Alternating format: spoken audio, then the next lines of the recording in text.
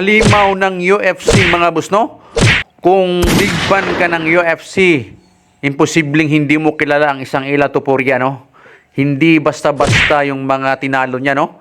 Mga veterano, mga dating kampiyon, mula kay Volkanovski, Oliveira, Holloway, mga hindi basta-basta yan, no? Kaya binansagan siya ngayon na The Legend Killer. Pinangako niya sa lahat ng UFC fans sa buong mundo na mamaya sa laban nila, tatapusin niya si Justin sa isang round lang. Kaya excited na lahat ng mga UFC fans ngayon sa buong mundo. Nag-aabang na ngayon, no? Buong mundo. Kaya, pero sa akin, opinion ko lang, masasabi ko, hindi ganun kadali. Ito si Justin, oh.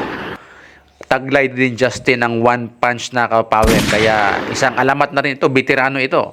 Kaya, bagamat lamado talaga si Topuria, pero hindi ganun kadali na i-predict mo yung laban.